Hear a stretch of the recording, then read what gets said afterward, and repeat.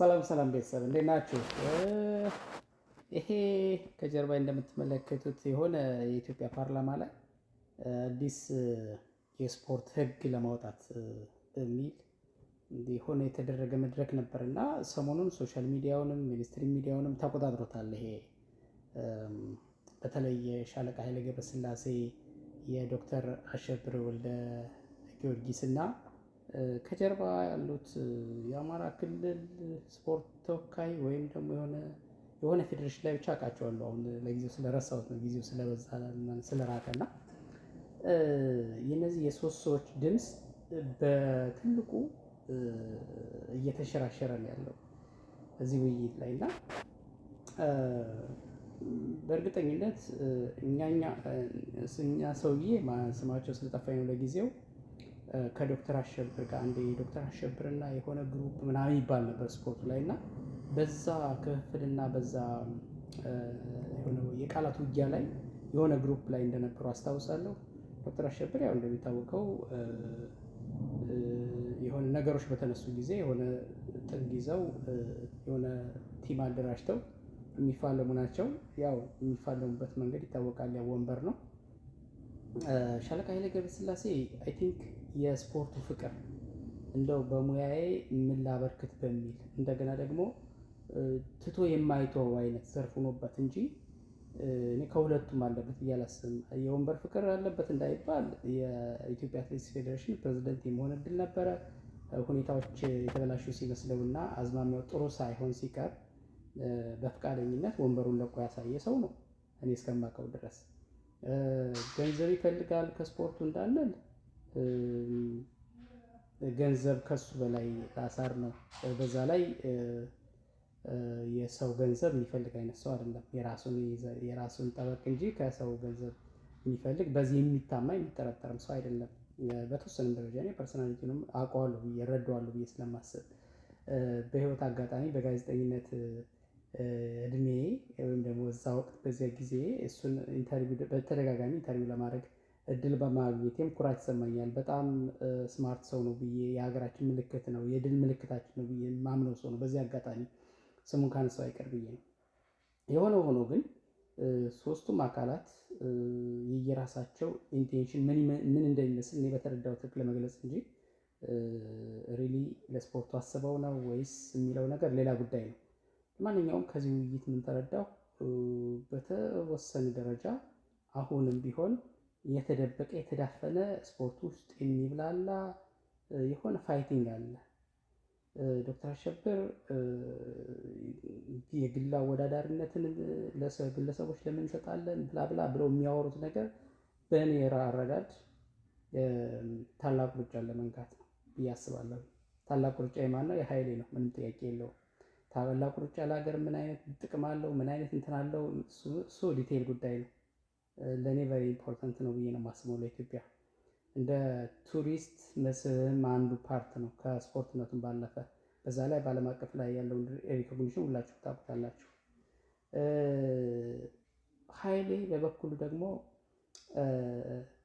ዶክተር አሸብርን ለመንካት ይመስለኛል ሰዎች ያለሙያቸው ነው ስፖርት ውስጥ ያሉት።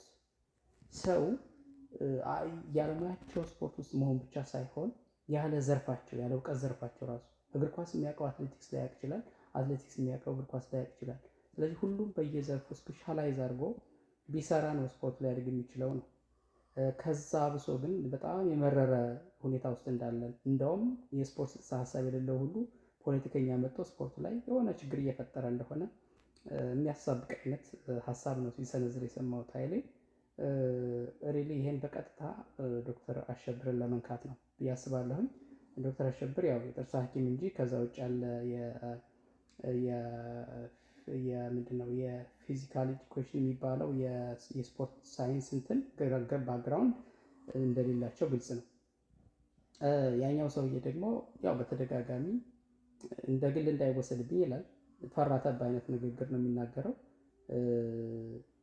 ስለ ሀብትም ዝበራ በተለይ ቱታ አካባቢ ያለ ነገር ያው ግልጽ ነው። ይሄ በአትሌቲክስ ፌዴሬሽን በኦሎምፒክ ኮሚቴም በኩል ይሄ በተደጋጋሚ በተለያዩ ሰዎች የሚነሳ ኮሜንት ነው። እሱን ያነሳል። የሀብት ምዝበራዎችን ምኖችን ያነሳል። በነገራችን ላይ ከሀብት ምዝበራ ጋር በተያያዘ ኃይሌ ከሀብት ከቱታ ከሌላም ነገር በላይ በየጊዜው አገር ህዝብ የበገነበት የጠፋው ውጤትስ ለምን ኢንቨስቲጌት አይደረግም፣ ለምን ኦዲት አይደረግም የሚል ሀሳብ እያነሳ ነበር። ለማንኛውም ከዚህ ሁሉ ንግግር ምን ተረዳው? አሁንም በኢትዮጵያ ስፖርት ውስጥ ያልተፈታ የተደበቀ የተዳፈነ ይሄ ሴራ የተቀላቀለበት የጥላቻ መንፈስ አሁንም አለ ብዬ ነው የማስበውና እስኪ በተወሰነ ደረጃ ከውይይቶች ትንሽ በተከታታይ ላሰማችሁና አጠቃላይ ይወጣል። ከቀረጽ ነፃ የሚወጣ ቱታ አንድ ከተማ ላይ ብታወት በእርግጠኝነት የምነግራችሁ አብዛኛው ስፖርተኛ ሳይሆን ወይ ትልልቅ አመራር ነው የለበሰው ወይ ማዘርዋይስ የሆነ የተለየ ሪሌሽን ያለው ሰው ነው ማለት ነው የለበሰው። ስለዚህ ከቀረጽ ነፃ ወጥቷል፣ በመንግስት ስም መጥቷል፣ በሀገሪቱ ህዝብ ስም ህግና ስርዓት ጠብቆ ከወደብ የመጣን ንብረት የት እንደገባ ኦዲት መደረግ አለበት። ኦሎምፒክ የሚመሩ ሰውዬ ግን በነበሩበት ሰዓት ላይ ግን ነበር ጭቅጭቅ፣ አሁንም ጭቅጭቅ አለ። ነገር ግን በጣም የሚገርመኝ ምንድነው ሌላው የመንግስት የምሳሌ የብልጽግና ተመራጭ ሆነ የፓርላማ አባል ናቸው።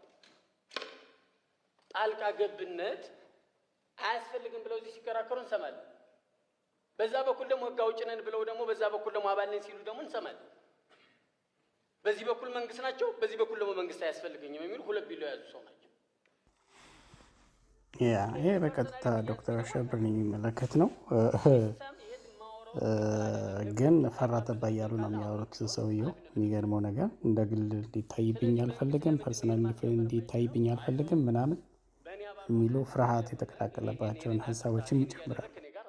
ይሄ ከሆነ ደግሞ በህግና ስርዓቱ መስመር እንጠይቃለን። ለምንድን ነው መንግስት እንዳላለ? እኔ አሁን መንግስት ለመውቀስ ፈልጌ አይደለም፣ ግን ይሄንን ሲስተም መንግስት በዚህ ልክ ያውቃሉ ወይ? መንግስትን መውቀስ ፈልጌ አይደለም ምናምን ይላሉ እና በጣም በፍርሃት ተሸብበው ነው እያወረሉት። እኚህ ሰው ያለው ችግር ግን ያለባቸው ችግር ግልጽ ነው። የሆነ ቂም የሚመስል የሆነ ግለሰብ ላይ ያነጣጠረ ያው ዶክተር አሸብር ላይ ነው ነገርየው። እንደዛ ግን ችግሩን ካወጡ አይቀር ከተናገሩ አይቀር ቲንክ በድፍረት ነው መናገር ያለበት። መንግስትን መተቸት ካለበት መንግስትን መተቸት፣ ዶክተር አሸብርም ከሆነ በግልጽ በደንብ አናውንስ ማድረግ ነው የሚያስፈልገው ብዬ አስባለሁ። የተሽኩረመሙም የሄዝቴት እያደረጉ ነው የሚያወሩት። ለማንኛውም እንስማቸውን። እኔን ግን እንዳትነኩኝ የሚባለው ሀሳብ ብቻ ነው ሁልጊዜ ሲደጋገም። የምሳሌ ጣልቃ ገብታ ጋር አሁን በአጠቃላይ ሪፖርታቸው ላይ የቀረበው ነው ያየሁት። አጠቃላይ ይሄ በባለሙያ ብዙ ጊዜ ፈይቶ ምናምን ነው ጥናቱ የቀረበው አይደል? ሙሉ ነው ውድቅ ያደረጉት አንቀጽ በአንቀጽ። ይሄ አይሲድ ያ ማለት እነሱ አጥንት ያቀርቡልን። ስፖርት ውስጥ የሚመጡ ሰዎች ከስፖርቱ ጋር ግንኙነት ያላቸው ስፖርቱን የሚያውቁ ለስፖርቱ ጥቅም የሚሰጡ ተብሎ እንኳን እዚህ ላይ መውጣት ነበረበት ማለት ስፖርቱን እኔ ለምሳሌ አሁን አትሌቲክስ ፉትቦል ውስጥ ገብቼ ልስራ ብል እችላለሁ? አልችልም። ይሄ እንኳን እዚህ እንትን ውስጥ አንቀጽ ውስጥ አልተካተተም። ኦፍኮርስ እዚህ ወደ እኛ ስፖርት ጋር የሚመጡ የተለያዩ ሰዎች ናቸው። የመጀመሪያዎቹ ጥቅም ፍለጋ የሚመጡ አሉ። ጥቅም ሳይፈልጉ ግን እውቅናና ወይም ዝናን የሚፈልጉ ሰዎች አሉ የሚመጡ። ከዛ ደግሞ እንደው በተለያየ ወደዚህ በወጣ ወደ ውጭ በዚህ አጋጣሚ ተመልክቼ ብመጣ ይሄንን ወርልድ ካፕ ሊሆን ይችላል፣ ኦሎምፒክ ሊሆን ይችላል ብለው የሚመጡ አሉ። አንዳንዶች ደግሞ በግድ ከሌላ ቦታ እባክህ ወክልልን፣ እውቀቱ የለም የስፖርቱን ነገር አያውቁትም፣ ግን ከዛ ወይ ክልል ይሆናሉ ወይ እንትን ነው እባክህ እኛን ወክለ ተወዳደርና እዚህ ኮሚቴ ውስጥ እዚህ እንትን ውስጥ ግባ የሚባሉ አሉ። እውቀቱ ግን የለም። እነዚህ ሁሉ ባሉበት ነው እንግዲህ የኢትዮጵያ ስፖርት አሁን ዛሬ እኛ እዚህ ልክ የስፖርት ማህበረቶቹ እና ስፖርት በጣም ይመለከተናል የምትሉ አካላቶች ሁላችንም ተቀምጠናል። ቁጭት ሊኖረን ይገባል። 3 ያለፉ ኦሎምፒኮች እኮ ኢትዮጵያ 3 ወርቅ ብቻ ዛ ስትመጣ ተፎካካሪዎቻችን እኮ ኬንያዎች 14 ወርቅ ነው ዘው ይመጣ። ዛሬ እዚህ ይሄንን እንትን አሱን ፖሲብል አጸድቀን ወደፊት መሄድ መገስገስ ነው። አትሌት ደንብ አወጣል ምን ማለት ነው? የትስ ያስመዘግባሉ? እና ውድድር ደግሞ ካላካሄድ ነው የሚሉትም ነገር አላቸው። እንዴት የመንግስት ውድድር ያወዳድራል? አወዳድሮ የት ወስዶ ሲያስመዘግብ ነው? እግር ኳስ ሊያስመዘግብ ነው? አይችልም። አትሌቲክስ ሊያስመዘግብ ነው? አይችልም። የትም ማስመዝገብ ለምን? ይሄ አሁን የሚፈለገው ሙያተኞች የሚፈልጉ ጥቅማ ጥቅም አለ። ከዚያ ውድድር ሲያገኙ የሚያገኙት አበል አለ። ያ ነው የሚያንገበግባቸው። እና እንደዚህ አይነት ነገሮችን በጥንቃቄ ማየት ነው የሚያስፈልገው። እንደ በምንም አይነት መልኩ ለኢትዮጵያ ስለማይጠቅም ማለት ነው፣ ለሀገሪቱ አይጠቅምም። እና ይሄ በየጊዜው እየተጣለ የነበረ አዋጅ ዛሬ እንደዚህ እኛም ሳንመክርበት ወደዚህ ደረጃ መድረሱ በእውነት በጣም እናዝናለን። ለኢትዮጵያም ጠቃሚ አይደለም ብለን ነው የምንወስደውና በዚያም ላይ ግለሰቦች ውድድር ያዘጋጃሉ እና ብሔራዊ ፌዴሬሽን ይበተና፣ ኦሎምፒክ ኮሚቴ ይበተና። ይሄ ነው እየተፈለገ ያለው። ሰው እንዴት ብሔራዊ ፌዴሬሽኖች ሄደህ ቴኒስ ፌዴሬሽን አንተ ውድድር የምታዘጋጅ ከሆነ በባስኬትቦል ሄደህ ማንኛውም ሰው የሚያዘጋጅ ለምን ተቋቋመ ፌዴሬሽን? ለምን አስፈለገ? ከዚያ ደግሞ ዓለም አቀፍ ሄደው እነኚህ ግለሰቦች ዓለም አቀፍንም እንደፈለጉ ያስፈቅደ። እንዴት ብለው መንግስት እንኳን ዓለም አቀፍን ማግኘት አይችልም አይደለም ብሔራዊ ፌዴሬሽን ማነው ግለሰብ። ይሄ እንደዚህ አይነት ህገወጥ አሰራር ለምን አዋጅ ውስጥ ታላቁ ሩጫን ለምን ህገወጥነት እንዲስፋፋ የምፈልጉ ማለት እና ኃይሌ ለማናለብኝነት እነሱ ውድድር ይህን ካላደረጉ ለምሳሌ መጠቀማቸው አትሌቲክስ ነው። አትሌቲክስ ይሄ ነው ፌዴሬሽን ምን ትልቁ ይሰራል ፈተና። ነው ውድድሮች አሳምረው ቃላት እየቆላለፉ እያሰሩ በየጊዜው ያመጣሉ። እንጥልባቸዋለን። ዛሬ አጋጣሚ ተሳካና ወደዚህ ደረጃ ደረሰ እና እነዚህ አይነት ነገሮች ናቸው እንጂ መንግስት ምን ይጠቅመዋል? አንድ አትሌት ቅጥር ወደዚህ አድርጎ ምን ያደርግለታል? መንግስት በፍጹም አይጠቅመው። አንድ አሰልጣኝ ምን ይጠቅመዋል? መንግስት እንደዚህ ማለት ምንም አይጠቅመው። ከደረጃውም አኳያ ካለው የሀገር ክብርም አኳያ አትሌት በዚህ ገባ በዚህ ወንጀል ካለ ክብርት ሰብሳቢ ወንጀል ካለ ህገወጥ ሰው ዝውውር ካለ ይሄ ለባህልና ስፖርት ሚኒስቴር የወጣ አዋጅ አይደለም፣ ለኦሎምፒክ የወጣ አዋጅ አይደለም። በሀገሪቱ የወንጀል ህግ አለ፣ በዛ ይቀጣል። በጸረ ሙስና ህግ አለ፣ እዛ ይቀጣል። ምንም ናነሹ እዚህ ጋር ምንም የሚያጨቃጭቅ የሚያነጋገር ነገር የለም። ይሄ በጣም ጥቅም ለመሰብሰብ ሲባል እየተካሄደበት አካሄድ ነው እና ሙያተኞቹ በየጊዜው ሲያወጡና ሲጣልባቸው የነበረ ነገር ስለሆነ በጥንቃቄ መታየት ያለበትና መሰራት ያለበት ማለት ውይይቱ ጥሩ ነው። በዚህ ልክ እንደዚህ ውይይቱ በደንብ መካሄዱ አዳዲስ ህጎችን ለመውጣት ጥረት መደረጉ በጣም ጥሩ ነው። ግን ከዚህ ውይይት ምን አጠቃላይ ነጥብ ተያዘ፣ ምን አይነት አዳዲስ ህጎች ወጡ የሚለውን ዲቴል አላውቅም። ማለት የወጣውን ነገር በደንብ ስላላየሁት፣ ግን ዞሮ ዞሮ አሁንም ቢሆን ምንም አይነት ህግ ቢወጣ ምንም አይነት በህዝብ ተወካዮች ምክር ቤት በሉት በየትኛውም መንገድ ህግ ቢወጣ ቢጸድቅ አዘንድ ኦፍ ሰደይ በስፖርት ጉዳዮች ላይ መንግስት ዳይሬክትሊም ሆነ ኢንዳይሬክትሊ ጣልቃ መግባት አደገኛ ነው። ኢንዳይሬክትሊ መግባት ማለት ይቻል ይሆናል፣ ያው ለሀገር ጥቅም፣ ለስፖርቱ መቀናት፣ ለሁሉም ነገር ሲባል መንግስት ቴክኒካሊ ኢንዳይሬክትሊ ሊገባ ይችላል። ቴክኒካሊ እንዲሁ ዝም ብሎ ግልጽ በሆነ መንገድ ዘው ብሎ ገብቶ ስፖርቱ ላይ ለማመስ ለመፈጸም የሆነ ነገር ለማድረግ ሰዎችን ሽምሽር ለማድረግ አሰራሩ ላይ ገብቶ የራሱን እንቅስቃሴ ለማድረግ ኢቭን በጀት በዳይሬክት እንትን ብሎ ይሄ በጀት የኔ ስለሆነ ይሄ በዚህ ኢንቨስት ለማድረግ ይሄን ማድረግ አትችልም ብሎ ብቻ በየትኛውም አጋጣሚ መንግስት ጣልቃ ገብነቱን ካሳየ በየትኛውም የዓለም አቀፍ የስፖርት ተቋማት በኩል በዛው በየቻናላቸው ቅጣት ሊያስተናግድ ይችላል። ማለት አገሩ ኢትዮጵያ ቅጣት ልታስተናግድ ትችላለች። ይሄ በጣም በጥንቃቄ መታየት አለበት።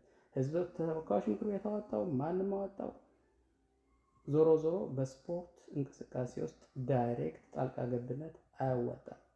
እሱን ጥንቃቄ ማድረግ ያስፈልጋል። ምክንያቱም በተሳሳተ መንገድ አንዳንዶቹ መንግስት ሁሉንም ነገር ማድረግ ይችላል ማስተካከል ይችላል ብለው ያስባሉ። አንዳንዶቹም ደግሞ በግብታዊነት ገና በስፖርቱ መንግስት ጣልቃ አይገባም በሚል እንደ ዶክተር አሸብር ግትር ብለው ደግሞ የሆነ ነገር እንደፈለጉ ለማድረግ ይሞክራሉ። ሁለቱም ልክ አይደለም። መንግስት ቴክኒካሊ እንደዚህ አይነት ነገሮችን አምባገነን የሆኑ ሰዎችን ስፖርቱ ላይ ችግር የሚፈጥሩ ሰዎችን ቴክኒካሊ ኢንዳይሬክት ከመጋረጃው በስተጀርባ ለዓለም አቀፍ የስፖርት አካላት ግልጽ ባልሆነ መንገድ ነገሮችን ማስተካከል ይቻላል ያለውን ፓወር ተጠቅሞ መንግስት። ከዛ ውጭ ግን ዝም ብሎ ይሄ ህግ አውጥቻለሁ ፓርላማ እንዲያደርግ ያለው አጽድቅ ያለው በሚል ደግሞ መንግስት ዝም ብሎ በድፍረት ጣልቃ ቢገባ በስፖርት ላይ ነገ በኦሎምፒክ መታገድ ሊመጣ ይችላል፣ በዓለም ሻምፒዮና መታገድ ሊመጣ ይችላል፣ በፊፋ በካፍ በእግር ኳስም በሉት በየትኛውም ስፖርት አይነት መታገዶች ሊመጡ ይችላሉ። ስለዚህ ነገሮችን ከመጋረጃ በስተጀርባ እንደዚህ በይፋ መውጣቱ ጥሩ ነው ለህዝብ ለፐብሊክ እንደዚህ አይነት ውይይቶች። ግን ወደ እርምጃው ግን ወደ ትክክለኛ ወደ ማስተካከያ እርምጃው ሲወሰድ ግን እንዲህ አይነት ነገሮችን ማስተካከል ነው ተገቢ ብዬ አስባለሁ። ለማንኛውም ውይይቶች በዚህ ደረጃ ለፐብሊክ ግልጽ መሆናቸውና መቀጠላቸው ጥሩ ነው። ግን ከውይይቱ መንፈስ የተረዳሁት ግን አሁንም ቢሆን የግል ኢንተረስቶች በጣም ጎልተው የታዩበትና ችግሩ ስቲል ተዳፍኖ ያለበትን ሁኔታ ነው የተረዳሁት። ለማንኛውም ለኢትዮጵያ ስፖርት ሲባል ሁሉም በእውቀት ላይ የተመሰረተ በቅንነት ላይ የተመሰረተ እና ለሙያተኞች ሙያውን በመተው በቅንነት ዝም ብሎ ግግም ማለት ሳይሆን ለሙያተኛው ያው ስራ ለሰሪው ሾላ ጣሪ ይላል የሀገሬ ሰው ሲተርት። ስለዚህ በዛ መንገድ በመሆን የኢትዮጵያን ስፖርት